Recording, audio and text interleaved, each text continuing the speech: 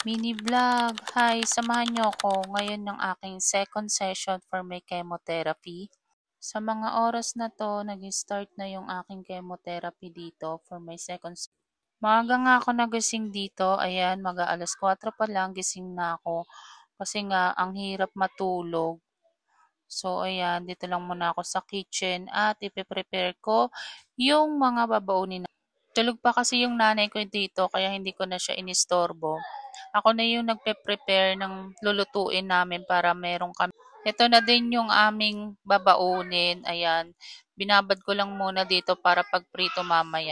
Nilabas ko na din yung tira naming ulam kagabi, yung tortang talong tsaka ensaladang mangga. Ito na lang din yung aalmusilan ko ngayon. Pasensyahan nyo na ako medyo maingay kasi meron akong 2 batang kasama dito.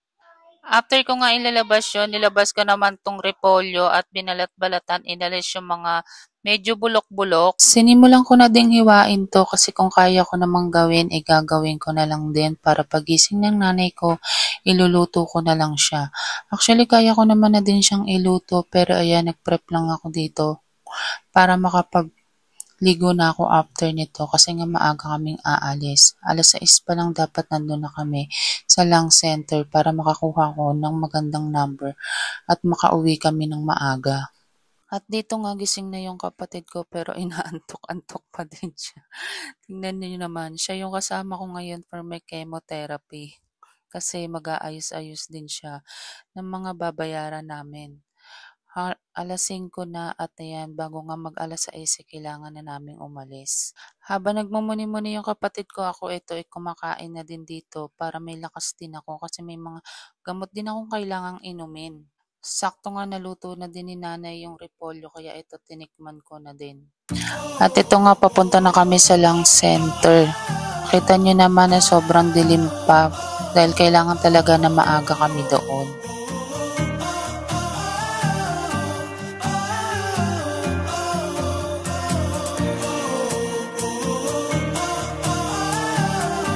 Pagdating sa Lang Center, may kailangan din kami mga fill-upan from PhilHealth para magkaroon kami ng discount. Ito na nga nakakuha na kami ng number pang batch 1 ako pero number 3 pa ako i-a-assist. Nandito lang kami sa baba naghihintay hanggang mag 8:00 para paakyatin. Saktong 8 AM naman nagpapaakyat na at ayan, nagsisimula ng magbigay ng mga papel na registration dito sa taas para sa mga nagke-chemotherapy.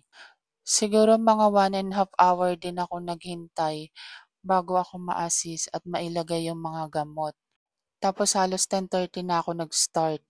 Tumagal yung procedure ko ng halos 4.5 hours. Imagine ninyo mag-4 pa lang gising na ako tapos hanggang 4:30 din natapos. Thank you Lord, tapos na yung aking second session. Pero ito ako pagkatapos umuwi, sobrang iniinda ko na yung pananakit ng mga buto at yung side effect ng chemo. Sobrang sakit talaga ng mga buto-buto ko dito at ng mga kasukasuhan. Hindi ko alam para ako nilulumpo. Pero kinakaya ko. Thank you Lord.